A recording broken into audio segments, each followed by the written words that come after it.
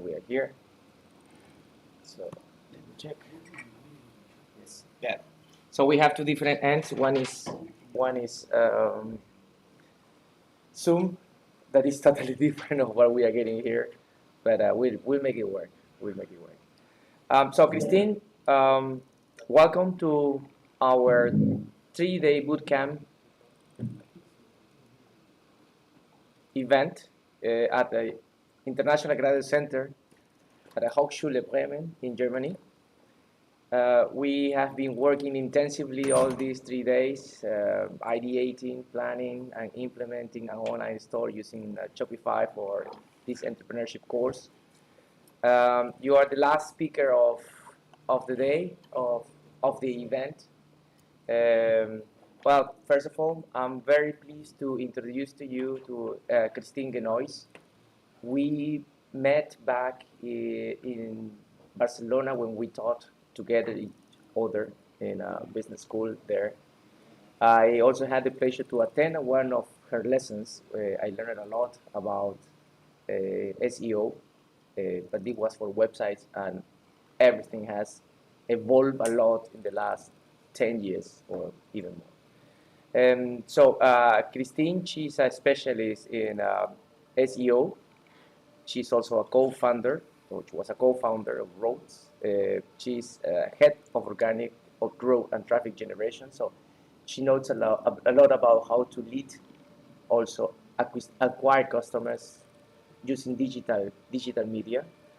And Christine, thank you very much for being with us today. And if you want to extend my presentation, yes, just go ahead. So I leave you with our students. You can see them on the classroom. They are attending our session, and also probably we have some other people following us today on the different channels we're streaming. Thank you very much for being here. Thank you so much for the introduction, Hubert. If there's something with the sound, just interrupt me, no worries. Hi everyone from IGC. I've seen you work for the last 3 days very hard, and I'm glad the camera is so clear. I can even see your screens from here. That's amazing. And yeah, congratulations to getting so far in your projects. I've seen yesterday the 4 projects that you've come up with, and what I'm trying to do today a little bit is give you some examples on hand of the projects you are already suggesting. So today's presentation for me is very specific to you guys. I'm trying to keep it a little bit less on the theory and a bit more on the application. But do let me know if you've got questions. I'm open for questions and further discussion after this. And I'll try to keep it short. All right, so let's get started. Now, this is the slide that I used to put on at the very last. I'm putting on it at the first. So when we're thinking about search engine optimization and content creation, for me, that are things that should be going hand in hand.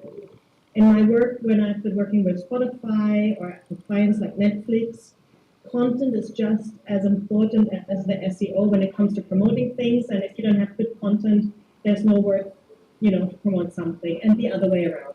So the platforms that we usually work with and the areas that I work with are blogs, website, like in your case, that could be your Shopify, your store.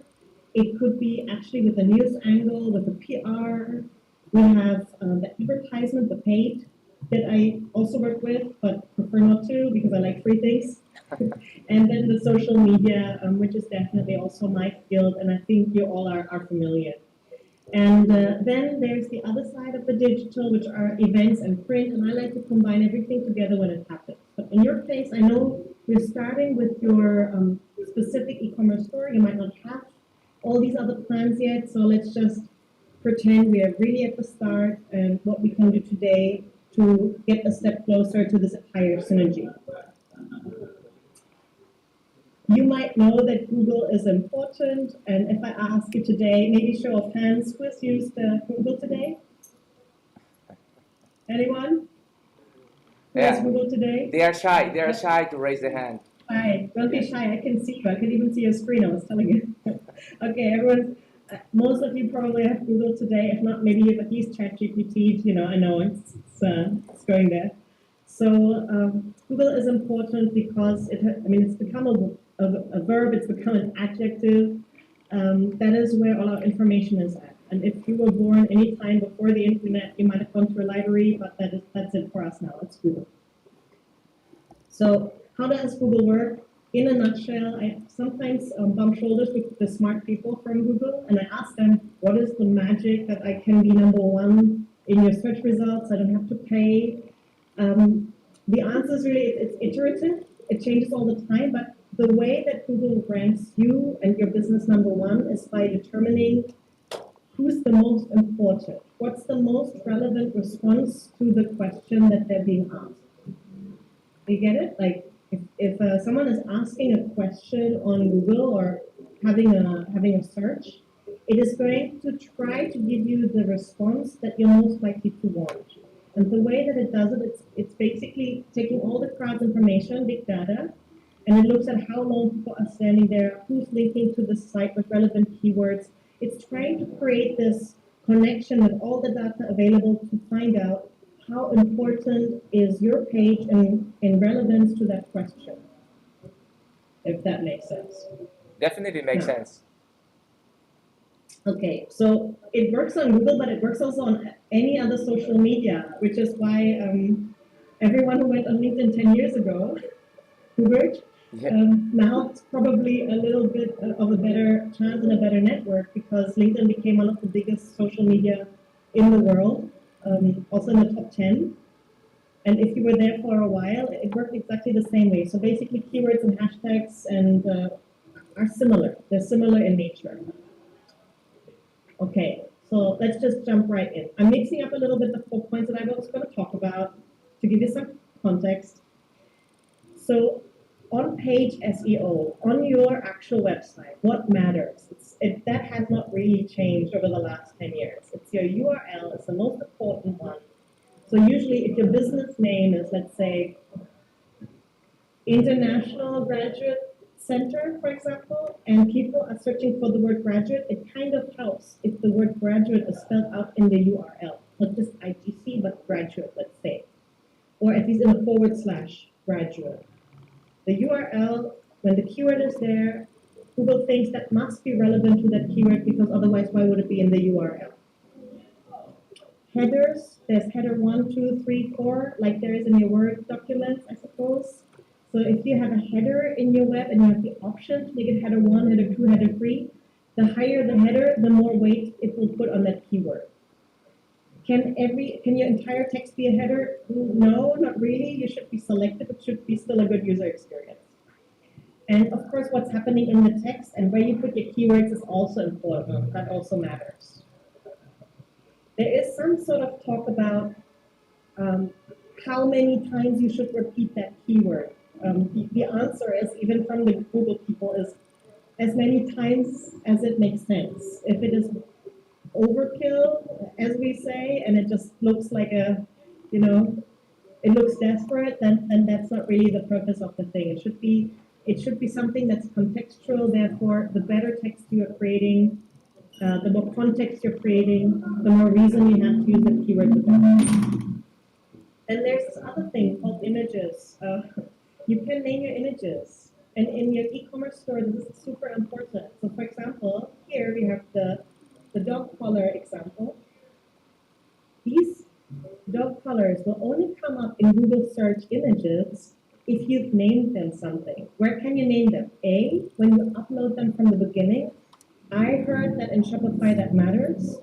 So if you've already uploaded all your images, don't be sad. If your image is 1234.jpg, you can still fix it in the alt tags, but it would be better if you already had your picture named based on the keyword that describes the image best for people to find it. Okay? Hope that makes sense? All right. Then we have the meta tags. The meta tags are the description and the keywords. Big disclaimer, SEO changes very quickly.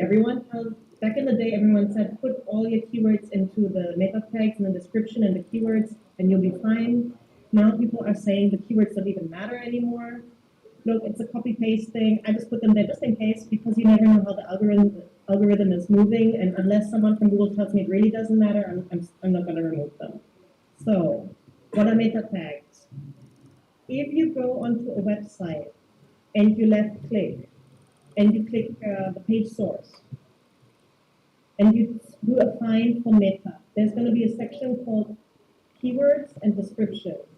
It's basically data about the content that people are looking at. It's information that the website is giving Google or other search engines. And there you can describe yourself and put way more keywords, than in most places. So the more pages you have, the more options you have to give relevant keywords to every specific page. That might be a bit theoretical. You can ask me later if that wasn't clear. Now, the description part, when you see description tags or description metadata, what that is, it's usually the snippet that you see in the search engine ranked page. What is a snippet? The snippet is when you put something into, for example, your search engine like Google, and then here's an example in the image with Fresna Tiernahrungs GmbH. You can see that little bit of text. That's a snippet. That usually comes from the description meta text. If you didn't fill it out, usually Google will just pick the first sentence that you have in your text, anything. But this gives you power as a marketer to control what you want to say and maybe throw in a phone number or where to get it. It depends what's relevant to you. So meta tags are important. You have the option in Shopify to put them in there. I would use them. Now, the page thumbnail. So often you're asked for thumbnails. This could happen on the Shopify page or other pages. I'm just letting you know this page thumbnail, what that is about is when you are asked for that and you put that image in, that is when you're sharing an image, let's say on LinkedIn, your website on LinkedIn, that image that pops up together with the URL. And from your maybe last Netflix, or YouTube experience, images and thumbnails are so important. People sometimes click on content just because of the image. So that is also part of search engine optimization, of the terrain. Okay, then we have one important thing that I learned, 15 years after I started SEO, by a gentleman who worked at Silicon Valley. He was like, Christine, you tell me, you can do all the SEO you want, but you have to go and you have to create a structure that tells Google that there's logic in the navigation of the page, 5 clicks away, but you can get to things fast, etc., etc. And there is this page called schema.org, and it is surprisingly unattractive with lots of text, but it's worth it. So you could type into schema.org, I'm making a university website, or I'm making a business website, or I'm making this or that, and it will give you the best code structure. If you're creating something from zero, like e-commerce, if you were to create this from zero, what is the best that Google likes to read to make it most readable? That's how I understand it. This is relevant if you start building something complex from scratch. Okay? Right now, the nice thing about Shopify and all the other websites is you don't have to think about that too much. But this matters if you want to build something big. Please go and check it out. And if you're overwhelmed, then give it to an IT person and just tell them to please look at it before they build anything for you, if that ever happens. Okay, off page, not on your page, on someone else's page, elsewhere. This is free stuff, and it's also one of my favorite ways to build organic traffic. That is Google Business Tools, doesn't cost a thing, just type it in. And I think you do require a phone number, a business number of some sort. So maybe not for the second, but it might be a good idea to have if you have any other business or supporting business that's not the one right now. It helps you to position it on maps. And why that is important is maybe you have a lot of competition for your business. But Google Maps is like prime real estate on your first Google search. It takes so much space. So this is your chance to really show up top. Now, if you want to do a little, I don't know, is that a sneaky trick? So instead of just saying business name, let's say your business name doesn't really describe your product that well, you could write your business name and then the describer of what your product does to give you yourself a more chance to come up with that keyword. For example, Tesla already means, I think, dog bowl or food bowl, right? So it's already a descriptor of what they're selling amongst many other foodstuffs for animals. But for example, if you were trying to set your car house and you are called,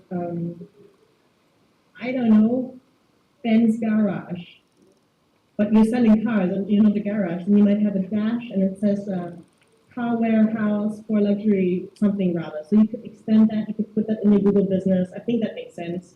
So you can use this Google business site to enrich it with information to help your website rank higher, because it always takes time if it's organic. That's more instant, okay? You can go to Wikipedia, it doesn't cost a dime as well. You don't even have to sign up. It could be anonymous, which is kind of mean if you want to hurt someone. Don't do that.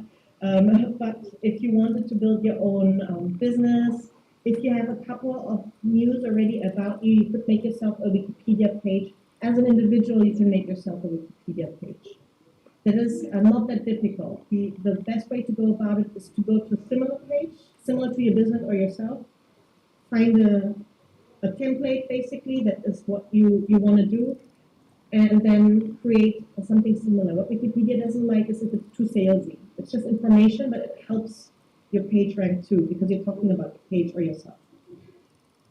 And then the other thing is news, review pages, and blogs. And I know you can't do this right now this second, but what I usually do is when I have my keywords that I really want to promote in relation to my business, if I do engage with the media, I tell them, or in my press release that I draft for them, basically a press release is just what you would like to see to make the journalist's job easier with the full information. I drop these keywords in that press release, and I do ask the journalist if they could include that specific link.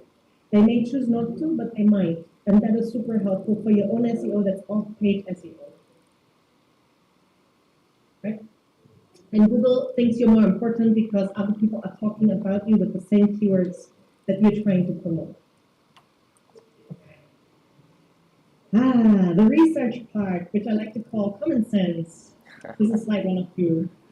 Not so common, but I think you know, especially if you're really passionate about something, it's and you've ever purchased something that you're selling, it will be common sense to you. So, for example, you want to find words that you think people might be looking for, like of your products, or synonyms. Keep in mind they might not use the same language. Even in Germany, there's different regions, people describe things differently. Even in English, one word might mean like one thing, but another thing as well. So you want to be a bit careful about that. And then an important specification that is important for that purchase. So for example, air conditioner, and I live in Indonesia, I'm in Jakarta right now, low watt. Low watt is very important because our watt is limited per household, right? You're not just going to buy an air conditioner. It could be air conditioner brand and low watt, but it is specific to this region, so I would pay attention to that. Vegan eyeliner. Anyone who has ever bought an eyeliner before probably will specify the color, especially if it's not black, if it's brown, let's say. Instead of vegan, you could change the word to animal friendly or something like that, right? Again, that's not really what I've been purchasing lately, but you know this. If you're really looking for this, there's certain terms that you search for more aggressively. Use them in your description of your product, under the image, in the image alt tag, everywhere.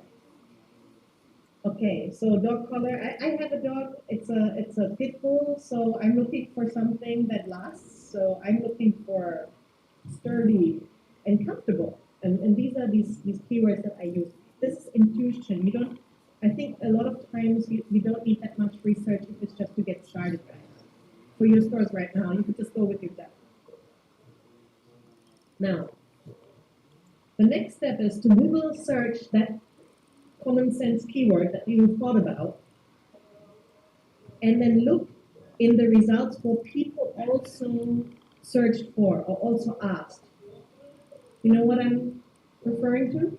Yes. When you put something into Google, there's this question box. So this is the kind of content that people are interested in. If you have to make some content mapping and you want to create a blog and want to write more about your content and you want to be found, you can use exactly these terms. You can even go onto these questions that come up, see who's answered it, and just answer it a little bit more complete and a lot more better, if possible. That's a very easy content strategy. Hope that makes sense. Yes, that makes sense. This group is a little bit quiet, so don't, I mean, and they are listening to you with a lot of attention, and I know how they behave, so they are listening and following. Believe me. That's all right. You can all contact me later. I know it's Friday afternoon in Bremen. In Bremen. That's another level of after 2 days of 12 hours working from 9 to 9. That's not easy, but I can't wait. You're nearly there. You're nearly finished. So close, guys. So, let's say you have your gut feeling, but let's say you're more of a data analyst kind of person, or you have actually real money behind this, and you're saying, no, I can't just go by my feeling. I gotta make sure this is not just my imagination.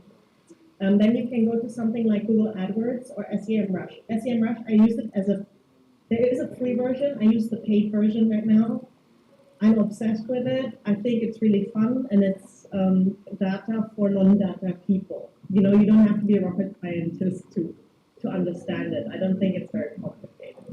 Now, what you can do on these tools, guys, you can check exactly the fantasy keyword that you imagine is so important. You can plug it in. I will show you an example in a moment so you know what it looks like. You can plug it in and you can see exactly how many people are looking for that keyword per month. And maybe you thought the keyword is excellent and there's only 12 people looking for it per month. And you go, oh, well, maybe I can't just, enrich my website with that. Maybe I have to do something more, like an actual event or something. You can't rely on your website there. It's just sometimes like that. Or you have to find a synonym or another keyword. These tools are important, especially if you're managing a lot of content. In my case, the last time I was managing 120,000 educational videos for primary students, and you can't just go by gut feeling then you have to really check. And just a little difference, instead of choosing that one keyword but the other keyword, only by having, let's say, 20 more views because I picked the right one.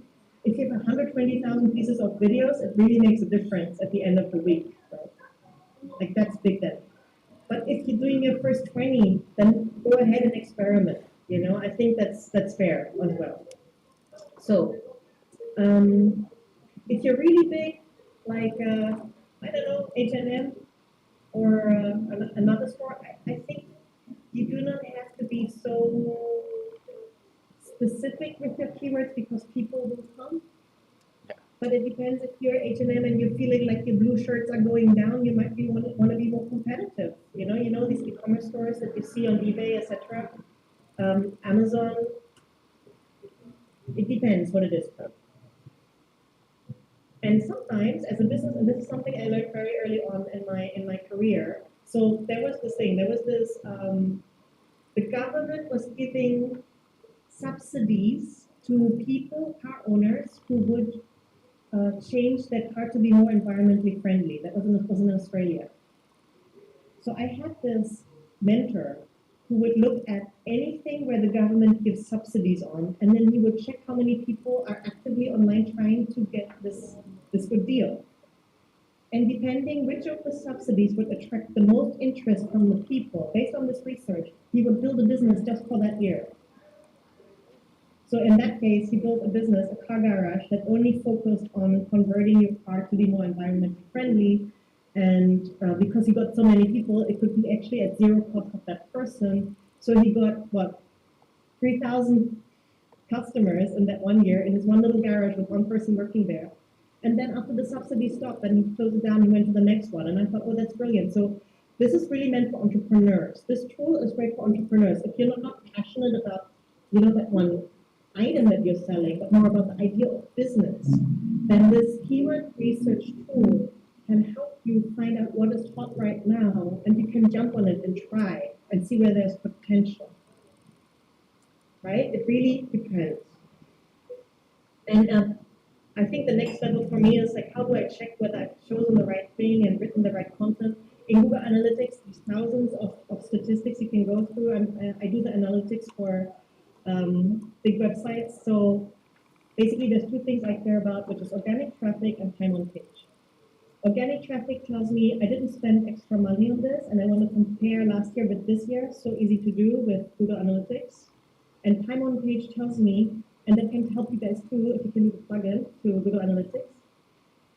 Is your content good? If people stay only for 5 seconds, probably not. If people stay for any time longer than 2 minutes, you're on the right track, right? And if you do paid traffic and the time is only 10 seconds, that means you're throwing money into the fire. You don't need to know the entire analytics board, but these are the things you should know. Organic traffic, time on page. Time on page is quality. Organic traffic is money you're not spending on paid. Hoorah.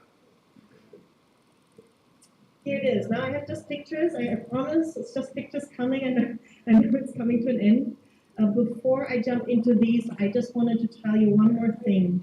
Instead of just chasing the keyword with the most numbers per month, have one list of keywords with the highest buy intent, okay? So I just look for Hundehalsband, dog collar. But I could also look for the keyword, how much does a Hundehalsband cost? Or where do I buy this Hundehalsband? So the word buy or cost or Preisvergleich, comparison of the price. That shows this person is in a situation where they have an intent to buy. And there will be a lot less people than these numbers. But these are the ones you're supposed to be catching because, you know, it might be a lot less, but they're already ready to buy. And that is something I didn't do 15 years ago because I didn't know. But now I know when I create content, I just don't just create content because people want to know this or that. I do have 20% to 30% of my content really focus on these people are ready to buy. Please give them more information, even if it's just a few, because I cannot just attract 500,000 people a week and no one is going to buy. They're just interested, but they don't want to buy. So I need to really pay attention to people who won't. Unless you're pro bono place, then go ahead and okay. So here's the example. You can see this is SEMrush. It functions very similar to Google Analytics in the sense where you can see how many people are looking for something on the average of a month. This number, this 5,400 people look for Halsband Hund. That is from the last year, the average per month. You can see on this little trend with a little dip when they were looking for it. So if you're doing a huge animal, accessories thing, we had a person who would check who's interested in this content on what week of the year. And that week, we would push it more in our social media everywhere. And then when it goes down, we wouldn't even look at it. We'd be okay next. And that is a team. But if you're just a one-person show, well, I just look at that. I just prioritize. And there's this KD, this green button. When you look at the first row, it's green. It says KD21. What it means is it's keyword difficulty. So if you are a small company, you're just starting, you want to use high volume keywords with a green or low keyword difficulty. That means there's not that much competition on it from other websites. But if you're already big, let's say you work for a news agency already, and the keyword is red or yellow, that doesn't matter. You'll be fine. You can write about anything. People will come because the other content is helping to push it.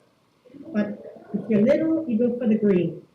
Go for keyword difficulty under 25 or something like that, if possible. Okay? So now there's another button. So I don't know if you can tell the difference, but the left one, I clicked all keyword magic tool. Yeah. So this is a function there. I clicked on the broad match. It gives me everything. But this one is specifically for the questions. What questions are asked about this keyword? And you can see people are asking which color for dogs. Which color is the best if the dog is pulling? And that, if you're writing blog articles to support the item you're selling in your store, these are going to be the questions you want to use to write articles on. Sometimes you want to combine a couple of questions, but less is more. So your URL has actually a question in it, so you can write about that, and people will find that, and then you come with a solution. Here's my dog collar that you can buy. So what you say is that the question as a blog title that it's in the URL link under the domain name, actually that also is part of the SEO work optimization. Absolutely. Thank you. And you can get this for free by just typing dog collar into Google, and that little box with people also ask, that is usually that. It's free. You can just see what people want to know. Yes. Those are one thing. And then you can see who's not following that and beat them. Thank you for the tip. No worries. It's fun. It's fun. Fun to complete. It's a bit like Candy Crush, only there's no money at the end. So here, this was a challenge. One of your teams was deciding on imported furniture. Okay? And I really have to say, I didn't have that much time. But I was trying to type in really exotic words like Indian table or Chinese table because I don't know the terms. Maybe there is an Indian table that has its own name that is really popular amongst the Indian community. And you can search for that, but I just didn't find anything. So I just wrote mosaic table in German. Assuming this is for a German audience, you could write it in English, guys. Please note, this is also the database for Germany. You could make it worldwide. If you're shipping for free everywhere, then who cares? You just make world. It doesn't matter. So, okay, Whoa. Celebrate. Yeah, they're celebrating your speech. Speech. So I have here on the left the normal keywords, and on the right again, what is the difference? Oops. No, sorry. Sorry. So on the right side, it was Indian tables, okay? And on the left side, it was mosaic table. What that tells me is there is a search for Indian table, but it's only 50 per month. There's 720 people who care about the mosaic table, that it's actually little, So, if it's both, if it happens to be an Indian table that has mosaic on it, if you can fit it in the title, just put both. There's no shame in that. Both will count, right? But if you can have only very limited, and you can see the keyword difficulty is low, then choose the mosaic over the Indian. Unless your entire page is based on Indian goods. Yeah? So there's some except. Yeah. But if you can, both. That's what I'm saying. Makes sense. Okay. Vegan makeup. That's so good. I mean, I love that topic. So I think here again, I have veganist makeup. But to be honest, when I buy makeup, I don't really go for makeup general. I just go for a specific thing, like just the eyeliner or just the lipstick. Some of the class might know, some might not. I'm just telling you that's how it works. If you are not a person who uses lipstick, you should ask someone who does. What do they search for? But there's an exception with vegan stuff. So people who are specifically looking for vegan items are looking for the entire brand because it's so difficult to find in certain places. So in this case, it's not crazy to use the keyword vegan makeup as a general term. Yeah? Yeah. People might be looking for a company that supports that.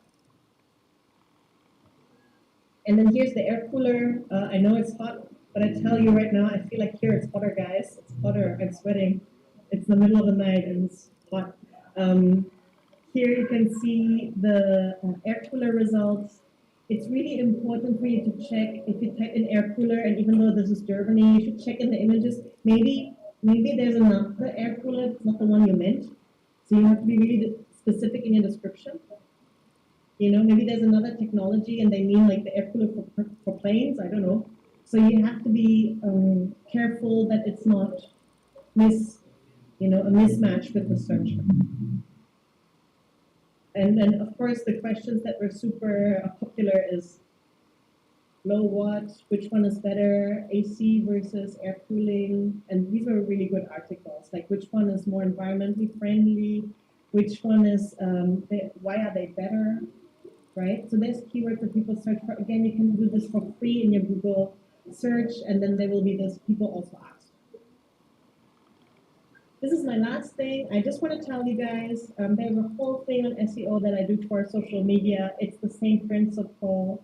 As long as you understood the principle of keywords and hashtags and that you can put them certain places, they work all the same.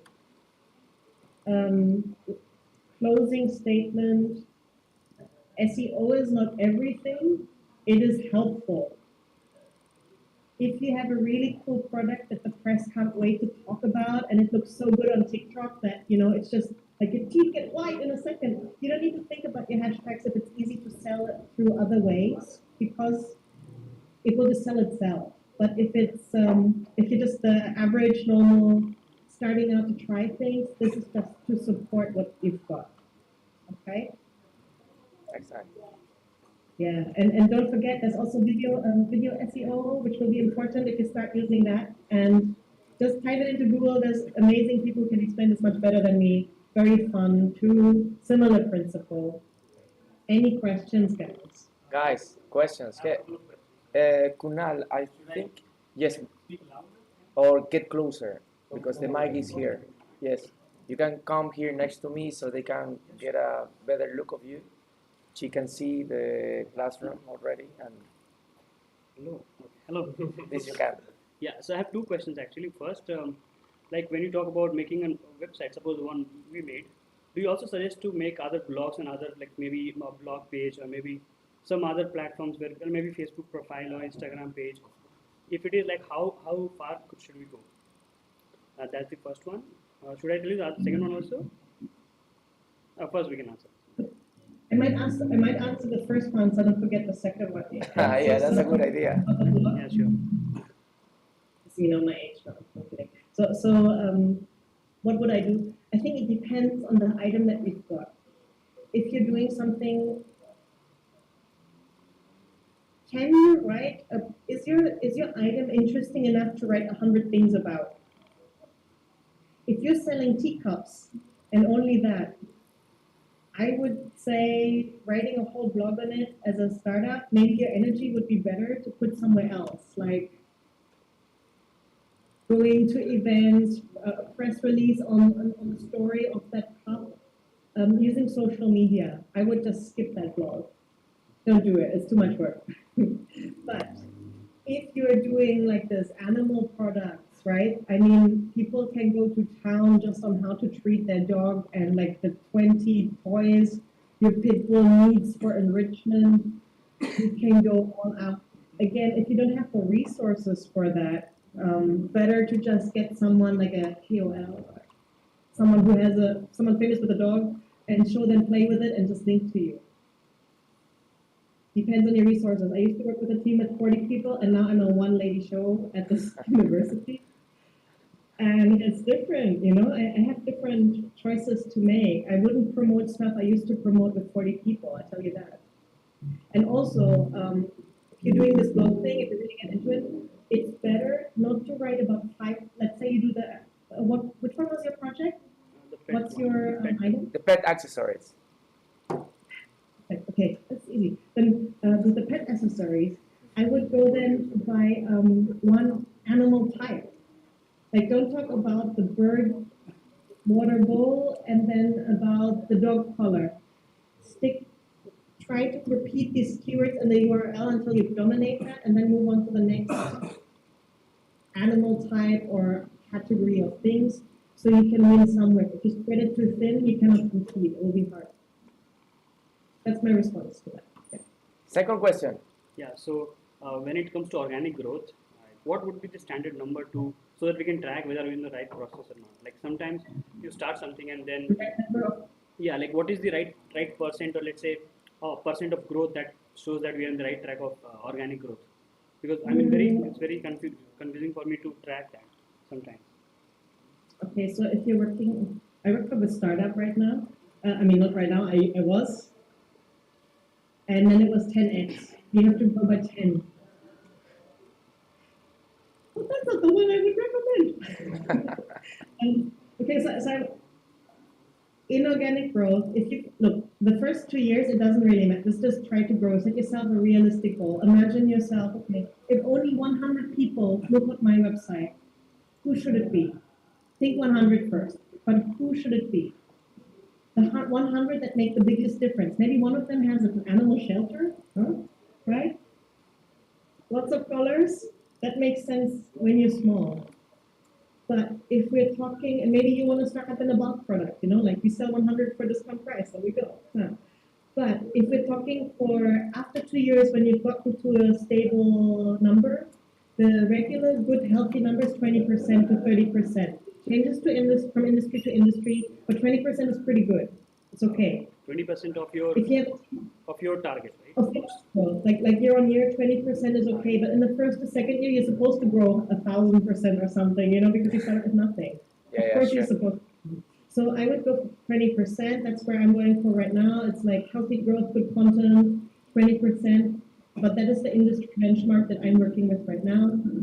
And if I can tell you, but in your mind, get the mindset, the 10x mindset, and I think Hubert has it too. Yeah. Hubert can't help it. He's like, how can I get 10 times more students to watch this? That is healthy thinking when it comes to, if you only think 10% or 20%, you're going to make small changes in your business strategy. But if you think, how do I get 10 times more? You're going to make amazing things, You do crazy, crazy stuff when you go 10 times.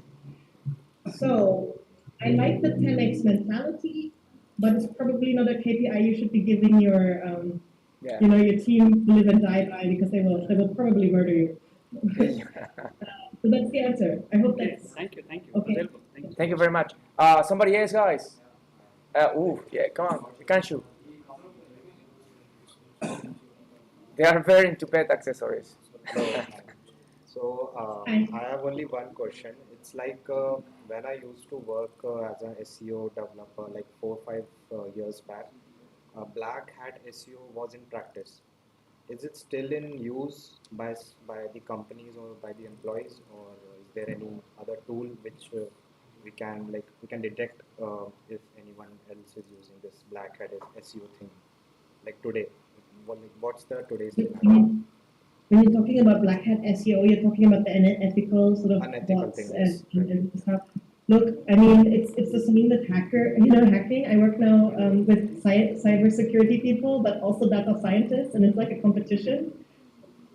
As soon as you shut one thing down, someone comes up with a new trick. You know that, for example, this is not even. I don't think it counts as black hat. Let's say ChatGPT, right? It can produce vast amounts of content. You could never do that before. But there is a talk amongst SEO people now that, as you know, it can be detected if something has been written with ChatGPT. You know that, right? Unless you run it through Quill, guys. Okay, if you don't do that, Google can pick up on it. And the talk is that Google does not like the idea that you have put zero human effort into your content. Therefore, it's going to catch you out on that. So is black hat SEO still happening? Absolutely, it's happening. But people are getting smarter on the other end. Yeah. So I always recommend just go with the ethical thing.